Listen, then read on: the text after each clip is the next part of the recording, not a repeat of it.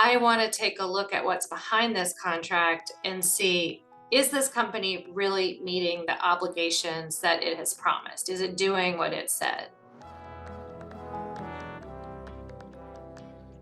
AI is a little different in that there's a heavy technical component too, where software engineers are going to need to be at the table.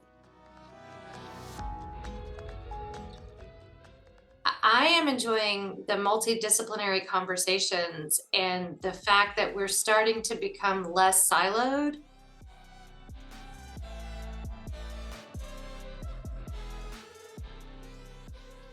Hello everyone, I am Sergio Maldonado and this is Masters of Privacy, a set of interviews covering the intersection of marketing, data, privacy and technology with a clear goal in mind, which is redefining the relationship between people, brands and media around transparency and control. Which is to say, we're aiming for real customer centricity, or if you will, human centricity. We regularly talk to DPOs, CMOs, CDOs, and whoever else we find interesting and able to share valuable insights. So we hope you like it. Please do reach out if you have any ideas on future topics or speakers. Okay, we have Amy Worley here today. She's Managing Director at BRG, or Berkeley Research Group, a leading data protection, info security, and AI governance consultancy. She's an attorney, certified privacy professional, and certified info security professional. Amy has been CPO, or Chief Privacy Officer, for a billion-dollar pharma and medical device company, and today serves as a fractional DPO for several multinational companies. With Amy, we've looked at the overlaps between privacy compliance and responsible AI with a focus on B2B startups or software as a service companies. She has also shared her first impression of the brand new American Privacy Rights Act, just released as a draft. A surprising, again, new proposal for the US to finally count on a federal privacy law. Let's go for it.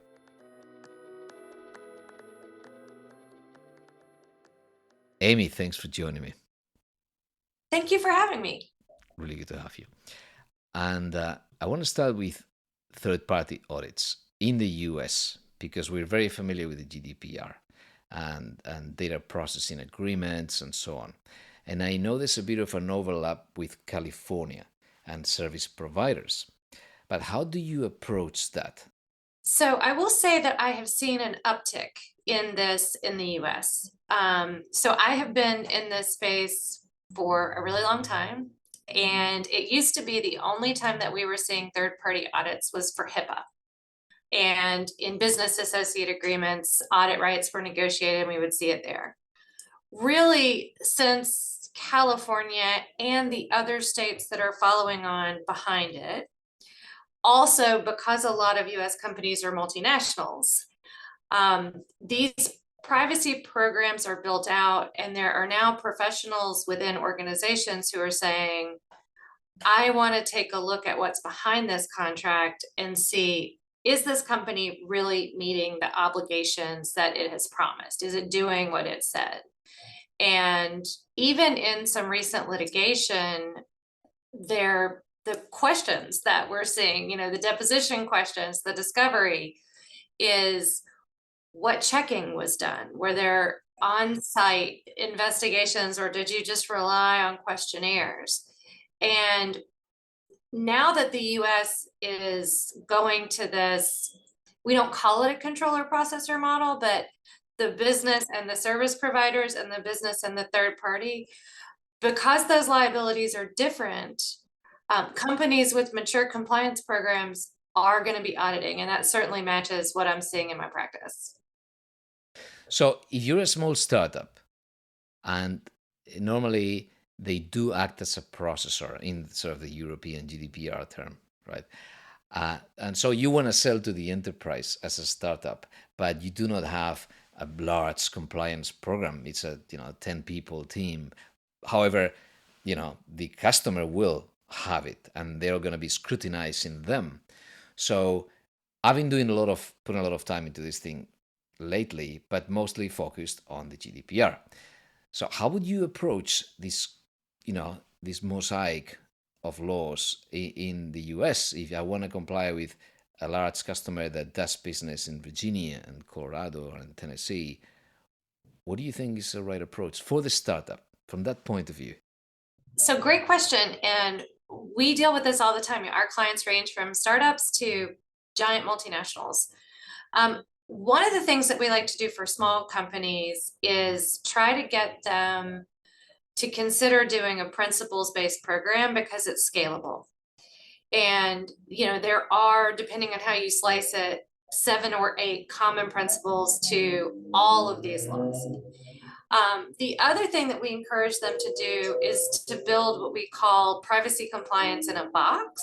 And I don't mean that to say checkbox compliance. What I mean is to spend some money to develop good due diligence response materials, because that can be a commercial advantage. And so if you take a principles-based approach, you get your policies and procedures in place, and you think about how you're going to package this when you go to market, that puts you ahead of a lot of startups that really view compliance more as something you just have to do instead of a market differentiator. And I really think it can be.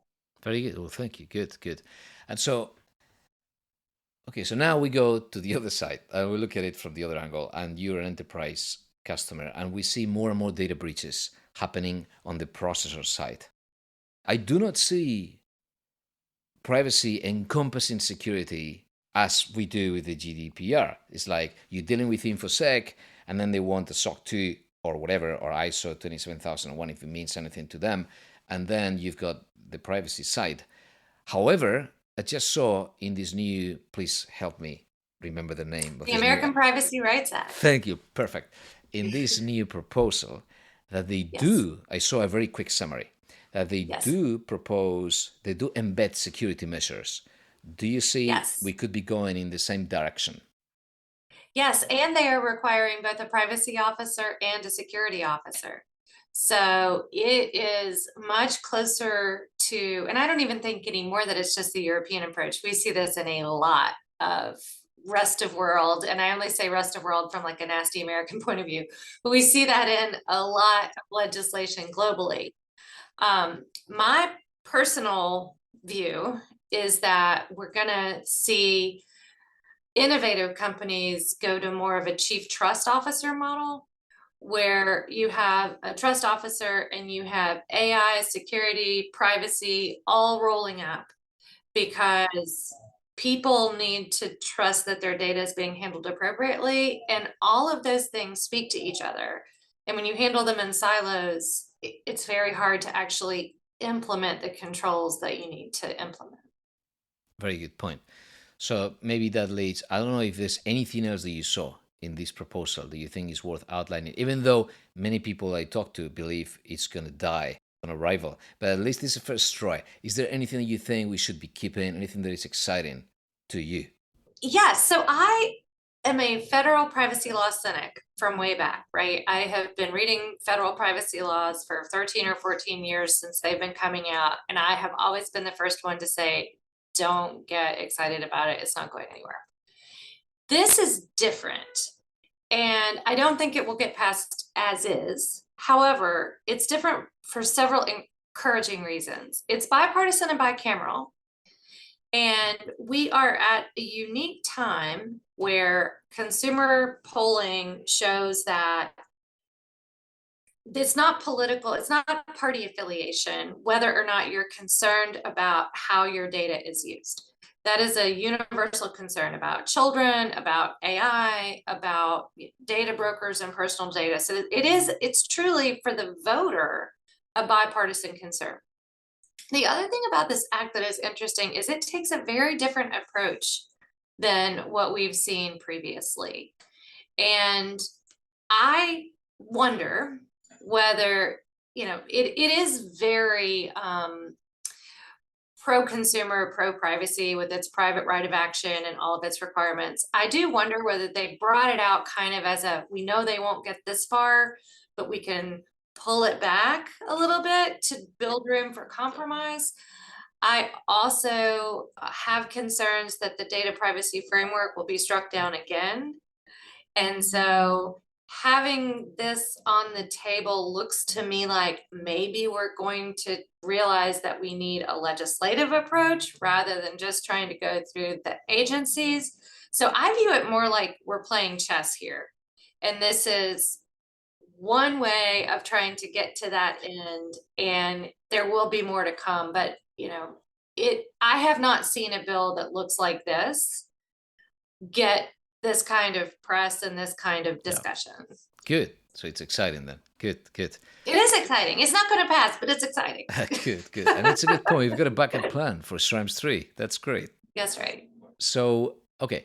So then the AI overlap. So have you seen anything? What is your perspective in terms of overlaps between privacy and AI? Understanding that, as you said, there's a common set of principles. In fact, we've inherited principles all the way back from what we have been calling data protection, as opposed to like privacy, the idea of processing Yes. data at scale and looking at the future, and FIPS. Yeah, I was going to say OECD, FIPS. Yes. Yes, it's old. Yeah. And so recently, the ICO, so John Edwards, said the UK is not going to have an AI law because the UK GDPR already has the principles that apply to AI and that they Yes. do not need it. So do you see that do you think this could also cover AI, or how is your perspective on the overlap with AI when it comes to regulating both? So I think it is, to borrow from improv, a both and problem. So I absolutely believe that data protection law, and in the US privacy law, and in the UK privacy law, however you want to talk about it, Yeah. covers a lot of the concern that is raised about AI, especially as it pertains to making decisions about humans or on behalf of humans. So I think there are existing structures in those laws that apply to artificial intelligence. I also think, for example, with the EU AI Act, there are some components of AI that are not necessarily personal data related that need to be regulated in addition to what is already out there for personal data under the data protection and privacy laws. What will be really interesting is how companies are managing what is a very cross-functional set of requirements.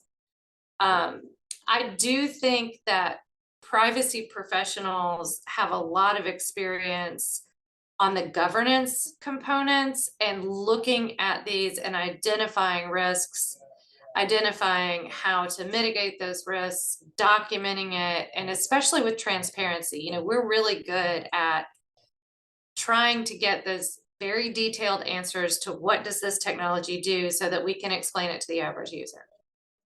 AI is a little different in that there's a heavy technical component too, where software engineers are going to need to be at the table. It is, some of this generative AI is so complicated, and there is a black box component to it. It learns on what it does. And so there will be a need for a strong technical collaboration. And, we have come from an era of security, and I still think security.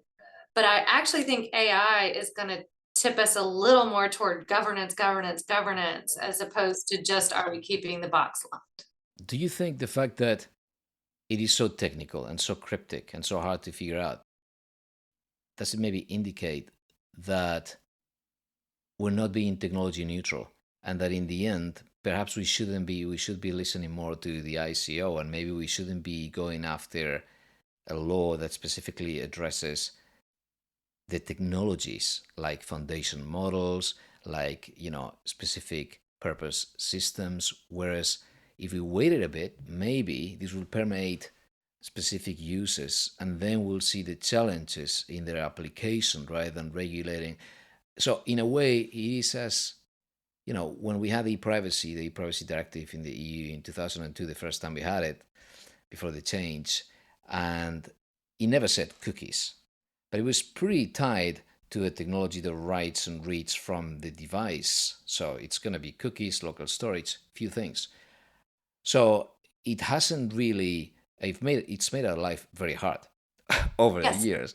Uh, yes. could we face something similar? Do you think there is room for waiting a little and measuring the impact of the technology instead of building a law that is so hard to understand because it is so technical? My concern about legislating quickly is when you legislate very quickly, you tend to, by necessity, legislate a smaller problem because you don't have the horizon to see what the possible harms might be. One of the things that I think we talked about early on in the last 18 months when ChatGPT came out and everybody started talking about AI over coffee is we do have laws that address most of this. We have copyright and IP and anti-competition and data protection and data security. And some of my personal concerns about training sets and how these companies are using the whole internet, um, those are there are laws that already exist. There are copyright laws and contracts, license agreements. There's an entire body of law, trade secret protections that address those. And those laws are old and well tested and have a robust case law behind them. So I'm not sure that we necessarily needed a brand new shiny law to go to that. The other thing is I've spent a good bit of time in the AI Act, and I know that they worked really hard on defining the generative AI and foundational models. I'm still not sure I understand what they are as compared to the technologies that are adjacent to them. And when I talk to people about AI, I'm like, a lot of what folks are meaning when they say AI is really machine learning and conditional logic. It's not really the type of artificial intelligence that this law is even aimed at. So what I think I would rather see, and I always joke with my kids and my husband, I'm like, if I were queen of the world, I would be in government, I would be more focused on pulling together cross-functional agency task forces to use the tools they already have. Because I don't necessarily see a lot different in these other laws when it gets down to, because I'm an implementer, right? I'm a consultant who implements.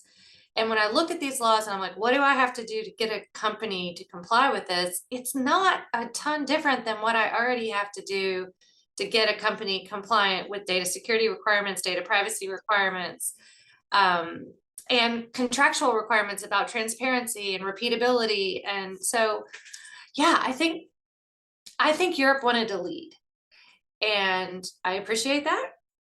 Somebody's got to lead, but there is such a thing as going a little bit too fast. Yeah, exactly, exactly. At some point, I did feel I had a good interview with Dragos Tudorache here about the how the process was to approve it. I know this, as you said, there's a lot of work into these things. I appreciate they made the effort to break it down and to differentiate. Yes, what we've been calling machine learning all along, and then the systems from the models, and then general purpose from specific.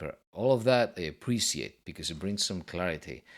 But yes, I'm not sure. I'm still not sure that we needed a law and also that we needed to be so fast. So, anyway, I'll put that aside. I do appreciate what they're doing with the pact. So for people who are Yeah. listening who might not know, they are some of the big players in this are basically cooperating with the commission and practicing for 18 months in a collaborative learning to try and see if by working with this, they can figure out use cases and make changes if there are things that don't work. So I appreciate the forward thinking in that.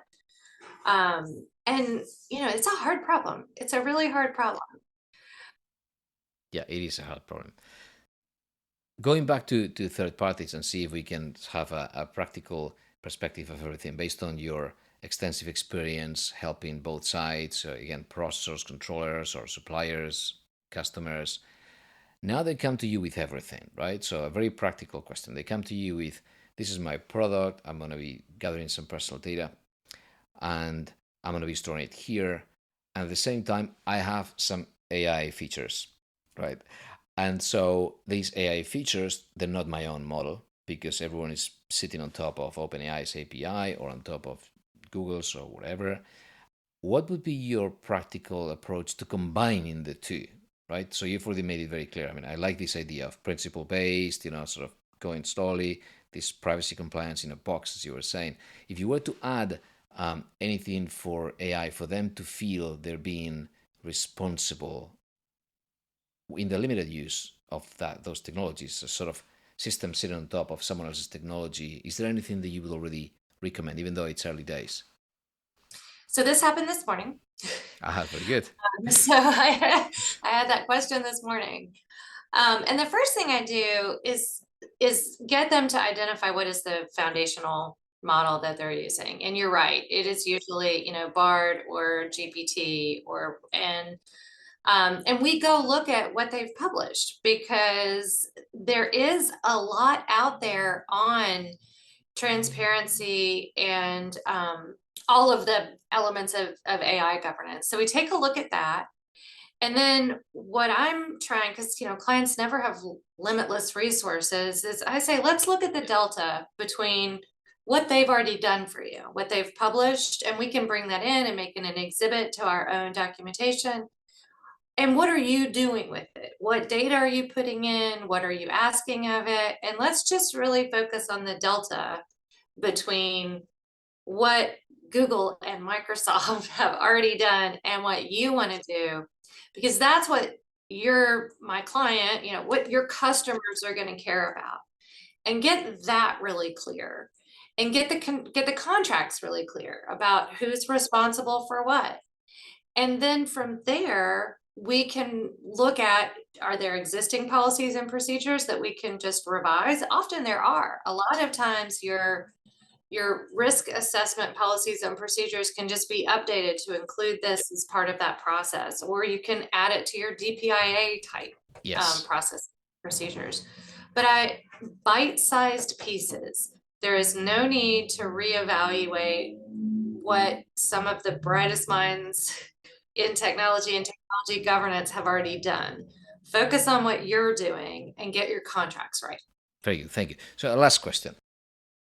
Imagine that now everything you do, because you're sitting on top of them, is going down the drain. Because whatever they've done, now it's proven wrong. In the sense that these days, it's been discovered, surprisingly, or maybe not so surprisingly, that OpenAI has been training its systems and Meta, and now even Google, on transcripts of everything published on YouTube, even though yes. It was in the New York Times that week. Yes. Yeah, exactly. And it goes against the YouTube terms. So then someone called Google and asked, apparently, have you seen that OpenAI is breaching your terms? And someone at Google said, yes, we are also using YouTube to train our own model. Meaning it's more important that competitive race than respecting any kind of copyright, even before there's a decision on whether this is fair use or not. Do you have an opinion on that? Do you think this is a long-term? So many opinions on that. Some of them are just my personal opinion and probably not worth a lot. But they made a very strategic business decision that the cost to try to do all of the licensing and do it the right way was too high for the speed to competitive advantage. And this is, frankly, one of the things that the European Commission is so worried about, because they have so much money that they can make that cost benefit analysis, and it's rational. may not be good for humans, but it's a rational business decision. I worry for smaller companies about what I call the Facebook effect, which is, you'll remember a couple of years ago in Germany, the German Data Protection Authority and the court upheld that businesses were joint controllers with Facebook when they were using lookalike ads. Exactly. And then there's some guidelines from the ADPB saying specifically that. Yes. Yes. And so then you have these companies that are just trying to advertise, right? They're just trying to use the technology that's available to them. And they are now finding themselves in the crosshairs. And that risk is the same in AI as it was with social media. So when I say you have to look at the delta, I don't mean that in a Pollyanna view of like, oh, these guys are doing it right. I don't necessarily think that. I'm more of a pragmatist of this is what you can control. I have some clients in very regulated industries, medical devices, finance, that'll just say, you know what, we're not ready to go there yet. And I say, that makes sense to me in your space. They want to let the regulators have some time with these models and see what are they going to say about the fact that Google and OpenAI and Facebook are, they have literally almost run out of training data. And so the race for the better model is almost a Library at Alexandria problem. Like, how many words can we get into the machine? And it appears, and I'm not there, but it appears that they have made the financial decision that they will take the data and pay the consequences. And what we don't yet know is that, what will a regulator do with that? Will they go to just an enormous fine to say that your calculus was wrong? Yeah. I don't know yet. That's really, and that's the kind of sort of cowboy capitalism that they love in Brussels, right? Yes, I was going to say, all they did is Silicon Valley. Yeah. And exactly. That is the reason that Europe came out with the AI Act, is they thought, these guys move fast, we're going to move fast too. The thing that I don't know how you control for, unless we have a whole different conversation about anti-competition laws, is the amount of money they have and the fact that they can make a rational choice to just pay for their wrongdoing. Very good point. Amy, thank you very much. That's really good. Is there anything else you'd like to add? Anything you want to comment on? Anything that is exciting from recent news? So for me, really, we just had the eclipse and everybody was talking about totality. And, we had our 3 minutes. And I kind of feel like that's where we are in this data compliance space. And, I'm a CISSP, so I'm a security person, I'm a CIPP, I'm a privacy person. What is really exciting to me right now is all of this is really starting to be what it always has been, which is just a data problem. And I am enjoying the multidisciplinary conversations and the fact that we're starting to become less siloed and just look at these problems as, how do humans want to use data to benefit us and our lives? And to me, it's a really exciting time to be in this space. Thank you, Amy. Thank you very much. Thank you for having me.